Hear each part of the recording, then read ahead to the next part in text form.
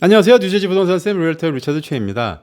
오늘은 리얼터 입장에서는 조금 불편할 수도 있는 주제를 이야기해 볼까 하는데요. 바로 듀얼 에이전시. 한국말로 하면 양쪽 대리 또는 이중 대리라고 번역할 수 있을까요? 집을 사려는 바이어 입장에서 가끔 이런 생각을 한 번쯤 해보신 분들 있을 거예요. 집 사는데 굳이 바이어 에이전트가 필요할까? 리스팅 에이전트에게 직접 연락하는 게 더 유리하지 않을까? 셀러 에이전트가 나를 대리해주면 제 오퍼를 밀어주겠죠? 겉으로 보면 충분히 그럴듯해 보입니다. 하지만 이 구조 안에는 생각보다 복잡한 문제가 들어있어요. 오늘은 듀얼 에이전시가 무엇인지, 또 왜 조심해야 하는지, 그리고 바이어와 셀러가 어떤 점을 꼭 알고 있어야 하는지 설명드려 볼까 합니다. 먼저 듀얼 에이전시란 뭘까요? 어떤 집이 마켓에 나왔습니다. 그 집을 마켓에 올린 에이전트를 리스팅 에이전트라고 합니다. 리스팅 에이전트는 기본적으로 누구를 위해 일하는 사람일까요? 바로 셀러죠. 셀러가 집을 팔기 위해 고용한 사람이고, 셀러의 이익을 위해 가격을 정하고 마케팅을 하고 오퍼를 받고 협상을 진행하는 사람이에요. 그런데 바이어가 그 리스팅 에이전트에게 직접 연락해서 이렇게 말을 한다면요, 저 이 집을 꼭 사고 싶은데 제 오퍼를 대신 좀 써주시겠어요? 저를 위해서도 일을 부탁드려요. 이렇게 되면 한 명의 에이전트가 셀러와 바이어 양쪽 모두의 일을 하게 되는 상황이 됩니다. 이것이 듀얼 에이전시입니다. 같은 회사 내 에이전트끼리 일을 하게 되는 경우도 포함이 됩니다. 듀얼 에이전시는 모든 주에서 허용되는 것은 아니에요. 알래스카, 콜로라도, 플로리다, 캔사스, 메릴랜드, 오클라호마, 텍사스, 버먼트, 와이오밍 이런 주들에서는 금지되어 있어요. 왜일까요? 그만큼 문제가 생길 가능성이 높다고 보니까요.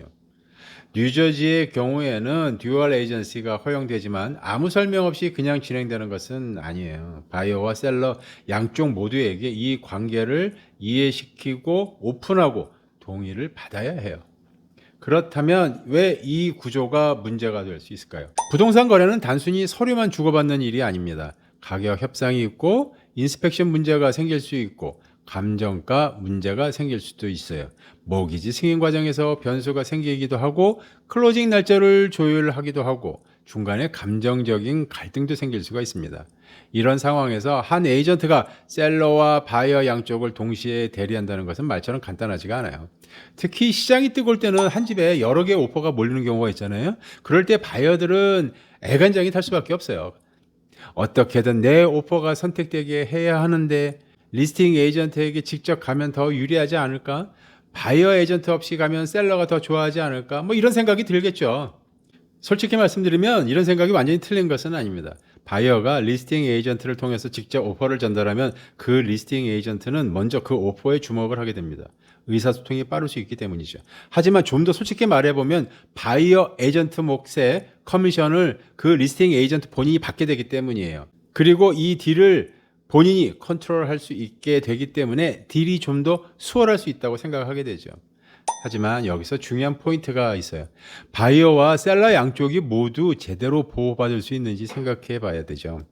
바이어는 리스팅 에이전트가 나까지 도와주면 일이 좀 더 수월해질 것처럼 느껴질 수 있습니다. 집도 이미 받고 온라인으로 정보도 찾아봤고 가격도 어느 정도 판단했다고 생각할 수 있습니다.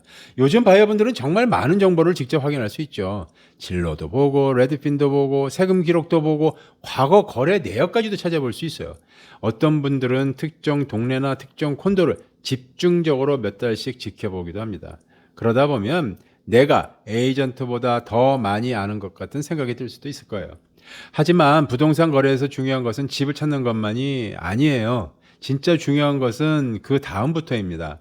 오퍼를 어떻게 쓸 것인지, 어떤 조건을 넣을 것인지, 인스펙션에서 어디까지 요구할 것인지, 언제 물러서고 언제 밀고 나갈 것인지, 문제가 생겼을 때 누구의 이익을 먼저 생각할 것인지. 바로 이런 부분에서 나만을 위해서 일해주는 독립적인 바이어 에이전트의 역할이 나오게 되는 거예요. 물론 듀얼 에이전시에도 장점은 있죠. 가장 큰 장점은 의사소통이 빠를 수 있다는 것이고요. 한 에이전트가 바이어와 이야기하고 셀러와도 이야기하니 중간 과정이 단순해질 수도 있습니다. 서류 작업이나 일정 조율도 빠르게 진행될 수 있죠. 또 어떤 경우에는 중간에서 말이 과장되거나 잘못 전달되는 것을 줄일 수도 있고요. 예를 들어서 어떤 협상에서 한쪽 에이전트가 이렇게 말한다고 보죠. 우리 바이어가 계약을 취소하려고 해요. 이 문제 해결 안 되면 딜이 깨질 수도 있어요. 그런데 실제 바이어에게 직접 물어보면 전혀 다르게 말할 수도 있어요. 저희는 그렇게까지 생각하진 않았고요. 그냥 확인만 하고 싶었어요. 이런 경우처럼 말의 전달 과정에서 오해가 생길 수도 과장될 수도 있어요. 그래서 직접 소통이 오히려 거래를 부드럽게 만들 수도 있죠. 그래서 듀얼 에이전시가 항상 나쁘다고만 말할 수는 없어요.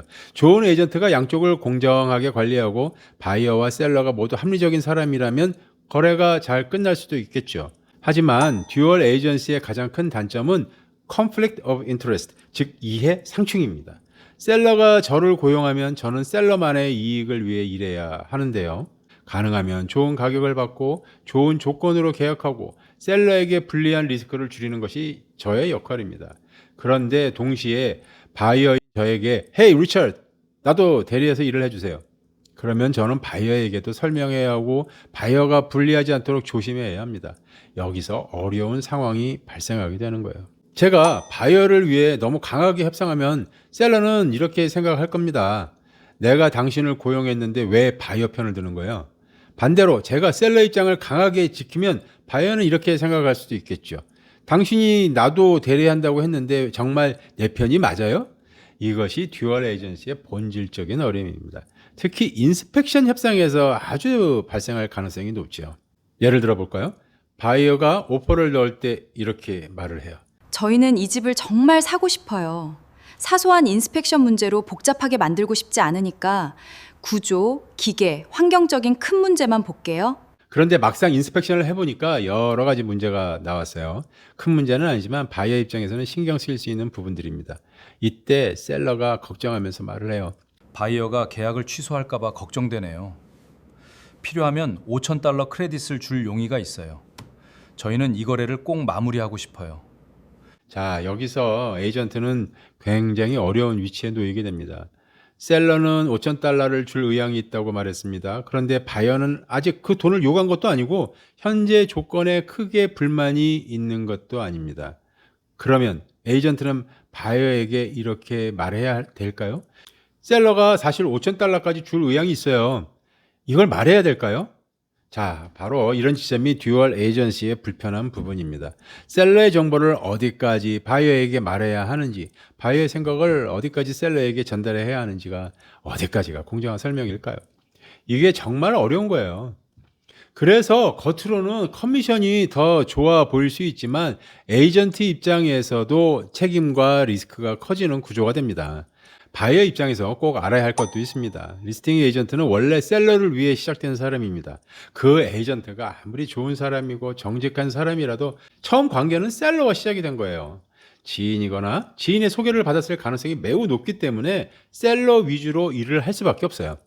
그렇기 때문에 바이어가 리스팅 에이전트에게 직접 가는 것이 본인에게 좋은 선택? 저는 아니라고 봅니다. 특히 처음 집을 사는 바이어라면 더 조심해야 합니다. 오퍼 가격만 중요한 것이 아니고요. 컨틴전시, 인스펙션 범위, 감정가, 모기지 승인, 클로징 일정, 셀러 크레딧, 수리 요청, 계약 해지 가능성까지 모두 연결되어 있습니다.